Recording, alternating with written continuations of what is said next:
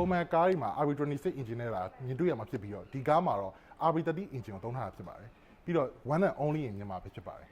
RB26 hatch ကိုမှာ 3.0 block ကိုအသုံးပြုထားတဲ့အတွက်နိုင်ငံတကာမှာ RB30 လို့ခေါ်ဝေါ်ပြီးတော့ခေါ်ဆိုကြတာဖြစ်ပါတယ် Revit ကနေပြီးတော့ကျွန်တော်ပြန်လည်ကြိုဆိုလိုက်ပါတယ်ကျွန်တော်ဒီနေ့မိတ်ဆက်ပေးမဲ့ကားလေးကတော့ကမ္ဘာပေါ်မှာအစီး16,000ကျော်လာထုတ်လုပ်ထားပြီးတော့မြန်မာနိုင်ငံမှာ license ကား10စီးတော့မပြည့်တဲ့ collector series တစ်ခုဖြစ်ပြီးတော့နာမည်ကြားလိုက်တာနဲ့လူငယ်ရောလူကြီးရောစိတ်နဲ့တက်တဲ့ကားမျိုးစားတစ်ခုဖြစ်ပါတယ်အဲကားလေးကတော့ Nissan Skyline GT33 ပဲဖြစ်ပါတယ်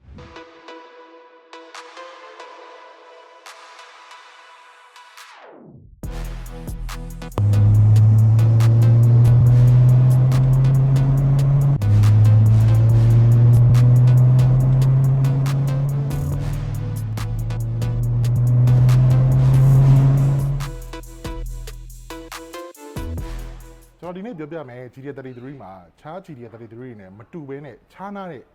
ချက်တွေတစ်ခုရှိပါတယ်အဲ့ဒါတော့ engine ပဲဖြစ်ပါတယ်ပုံမှန်ကားတွေမှာ RB26 engine နဲ့လာမြင်တွေ့ရမှာဖြစ်ပြီးတော့ဒီကားမှာတော့ RB30 engine ကိုသုံးထားတာဖြစ်ပါတယ်ပြီးတော့ one and only engine မှာပဲဖြစ်ပါတယ် RB30 engine နဲ့ပတ်သက်ပြီးတော့အနည်းငယ်လေးရှင်းပြချင်ပါတယ်ဘာလို့ RB30 လို့ခေါ်ဝေါ်လဲဆိုရင် RB26 hatch ကိုမှာ 3.0 block ကိုအသုံးပြုထားတဲ့အတွက်နိုင်ငံတကာမှာ RB30 လို့ခေါ်ဝေါ်ပြီးတော့ခေါ်ဆိုကြတာဖြစ်ပါတယ်အဲ့တော့ဒီကားလေးရဲ့ engine ခန်းထဲမှာဘယ်လို parts တွေပါလဲဘယ်လိုစိတ်ပိုင်းတွေကိုတက်ဆင်ထားလဲဆိုကျွန်တော်တို့လိုက်ကြည့်လိုက်အောင်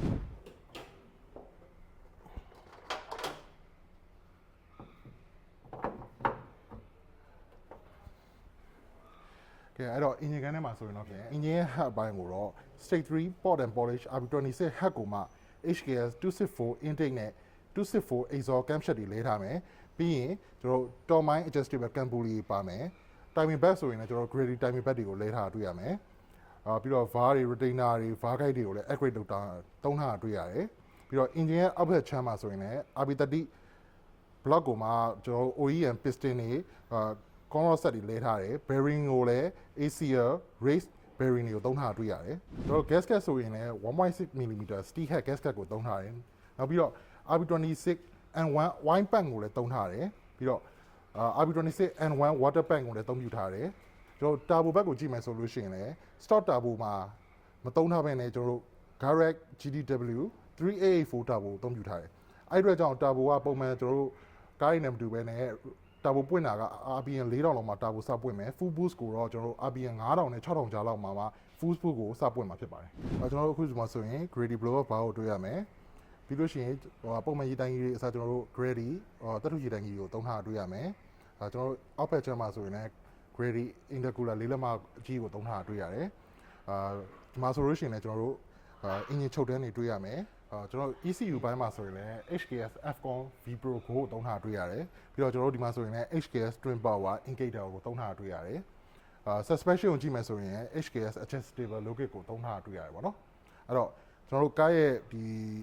ဘိန်းနဲ့ brake တွေကိုဘာတွေသုံးထားရဲဆိုတော့ကျွန်တော်တို့တစ်ချက်လိုက်ကြည့်လိုက်အောင်အဲ့တော့ကားရဲ့ဘေးဘက်ကိုကြည့်လိုက်မယ်ဆိုလို့ရှိရင်ပေါ့နော်အရင်ဆုံးတွေ့ရမှာကတော့ဂွေရွယ်ဖြစ်ပါတယ်ပေါ့နော် TE37 SL ဂွေကိုဂျပန်ဂွေအစ်စ်ကိုအသုံးပြုထားတာတွေ့ရတယ်ပြီးတော့ဒီကားမှာထူးခြားချက်တစ်ခုရှိတယ်ကျွန်တော်ကြိုက်တဲ့ချက်ပေါ့နော် brake ပါbrake ဆိုလို့ရှိရင်တခြားဟိုကားတွေမှာဆိုရင်အများဆုံးတွေ့ရမှာကကျွန်တော် Nismo brake တို့ Brembo brake တို့ကိုအများဆုံးတွေ့ရမှာဖြစ်ပြီးတော့ဒီကားမှာတော့ AB racing brake ကိုအသုံးပြုထားတာတွေ့ရတယ်ပေါ့နော်ရှေ့ဘက်မှာဆိုရင် AB racing brake ကိုမှာ6 pot ကိုအသုံးပြုထားပြီးတော့အနောက်ဘက်မှာဆိုရင်တော့4 pot ကိုအသုံးပြုထားတာတွေ့ရပါတယ်ကျွန်တော်အခုဒီကားရဲ့ brake နဲ့ align ကြောင်းကိုပြပြပေးပြီဆိုတော့အခုဒီကားရဲ့ gear box နဲ့ differential ကြောင်းနည်းနည်းလေးပြပြပေးချင်ပါတယ်အဲ့တော့ဒီကားမှာအသုံးပြုထားတဲ့ gear box ကတော့ factory OEM 33 gear box ကိုအသုံးပြုထားပြီးတော့clutch ကို AZT twin clutch ကိုအသုံးပြုထားတာတွေ့ရတယ်ပြီးတော့ differential မှာဆိုရင်လည်းကျွန်တော်တို့ V-Spec LSD ကိုသုံးထားတာတွေ့ရတယ်ကျွန်တော်အခုဒီကားရဲ့ gear box နဲ့ differential အကြောင်းကိုကျွန်တော်ပြောပြပေးပြီဆိုတော့ဒီကားရဲ့ fuel ဘိုင်းအကြောင်းကိုနည်းနည်းလေးပြောပြချင်ပါတယ်ဒီကားရဲ့ကျွန်တော် fuel အကြောင်းကိုပြောရမယ်ဆိုလို့ရှိရင်ဒီကားမှာ Nismo fuel regulator ကိုသုံးထားတယ်ပြီးလို့ရှိရင်ပုံမှန် C-Bank အစားကျွန်တော် Webro 450 liter intake fuel tank အကြီးကိုသုံးထိုင်ထားတာတွေ့ရတယ်ပေါ့နော်ပြီးတော့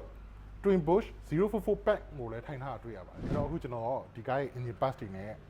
body parts တွေမှာဘာတွေဆင်ထားလဲဆိုတဲ့အကြောင်းလေးတွေကိုရှင်းပြပြီးပြီးသွားပြီဆိုတော့ဒီကားရဲ့အတွင်းငန်းလေးမှာဘာတွေများဆင်ထားလဲဆိုတော့ကျွန်တော်တို့လိုက်ကြည့်ပေးပါအောင်ဗျာဒါကတော့ Nissan GT33 ရဲ့အတွင်းငန်းပေါ့နော်အဲ့တော့ကျွန်တော်ပထမဆုံးမြင်ရမှာကတော့ Gasco 4.0 gauge ပဲဖြစ်ပါတယ်ဒါကတော့ကားရဲ့ safety အတွက်တက်ဆင်ထားတာဖြစ်ပါတယ်ပေါ့နော်အဲ့တော့ဒီကားမှာကခြား GT33 နဲ့ထူးခြားတာကဘာထက်ရှိအောင်လဲဆိုတော့ Nismo mileage ကွက်တွေဖြစ်မယ်ပြီးရင်ကျွန်တော် wine temperature boost control တွေအစ Nismo ခွက်တွေဖြုတ်ရမယ် ပြီးတော့ကျွန်တော်တို့ Kia ဒီsite cover တွေမှာစာ Nismo သားစိတ်တွေနဲ့တွေ့ရမှာဖြစ်တယ်ပေါ့နော်ကျန်တာကတော့ဒီပုံမှန်33ရဲ့ interior ပဲသုံးထားတာကိုတွေ့ရပါတယ်ပေါ့နော်ထူးခြားခြားပြောင်းလဲထားတာမရှိဘူးပြီးရင် CRI မှာဆိုရင်တော့ Momo CRI ကို original CRI စာပြောင်းလဲပြီးတက်ဆင်ထားရတယ်ပေါ့ကျွန်တော်ဒီမိတ်ဆက်ပေးခဲ့တဲ့ကားလေးကတော့ GDR 33ကိုမှာ RB30 engine နဲ့မြန်မာနိုင်ငံမှာတစ်စီးရဲပဲရှိတဲ့ကားလေးပဲဖြစ်ပါတယ်နောက်ထပ်ဗီဒီယိုတွေမှာပြန်လည်တွေ့ဆုံပါမယ်အားလုံးကျေးဇူးတင်ပါတယ်